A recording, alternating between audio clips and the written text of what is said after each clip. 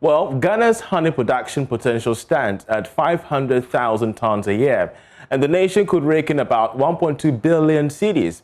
Yet, we produce less than 5,000 metric tons a year, of which Odelia Ntiamoa and Emma Davis chronicle the potential of honey and its numerous benefits to the Ghanaian economy.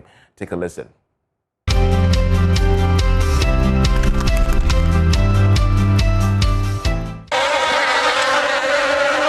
Yo, I found some nectar. DJ Honey, drop it. We start off with showing 3 ways you can detect honey is fake. If it has no pollen grains at the top, if it does not crystallize under cold conditions, and then if it has no flavor. That is what Emma and I learned as Patrick Ado-Newman explains Apiculture, why the queen bee has a longer lifespan and the use of honey. The royal jelly that the queen feeds on, from the day the queen is laid to the day she dies, she feeds on royal jelly. And so that prolongs the life of the queen. In fact, the queen is able to stay between 6 to 7 years, while the ordinary bee stays between 3 to 4 months. What do you use the wax for? We use it for so many things. At least with this facility, we use them for candles. In fact, we have candles that when you light, it will fragrance the room, to repel mosquito. And then we use them for hair cream. Myself, I've never put on dye. I'll be Your hair is 50, nice. Yeah, 59 years this year. There's no gray. And it's my cream. Stimulate the hair to grow and retard the gray growth. While these benefits exist, he is worried Ghana currently has a demand of 150 metric tons, which it can never meet. Kasaprekun was taking 15 tons every month from this facility. Wow, 15 tons. 15 tons. We supplied twice.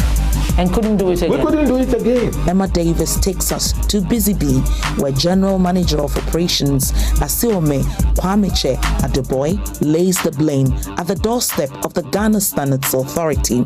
With the international side, it's 14 to 21% moisture, and then they have 0 or 1% to 9% sucrose.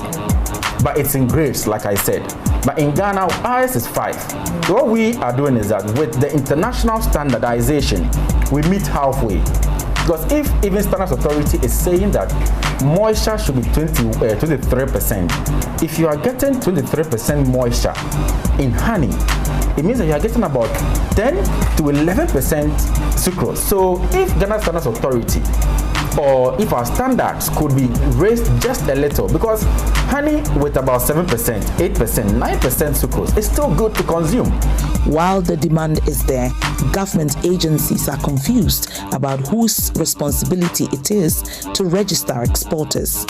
Okay, so we do have standards, and the Standards Act, the Act 173 of 1973, specifically requests for trade purposes that goods meant for export, it's the responsibility of the Standards Authority to ensure that they meet the requirements of the importing country, because it's a business.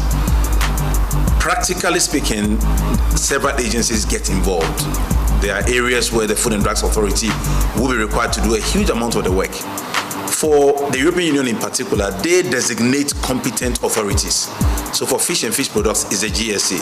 For honey, it's a bit in doubt, but seems to straddle between the Veterinary Services Department or PPRSD, or an architecture within the Ministry of Food, the Ministry of Agric.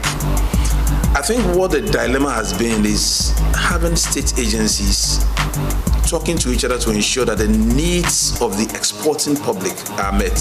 Till this is done, Ghana will lose several billions for not meeting honey demand. That is it for Food Chain.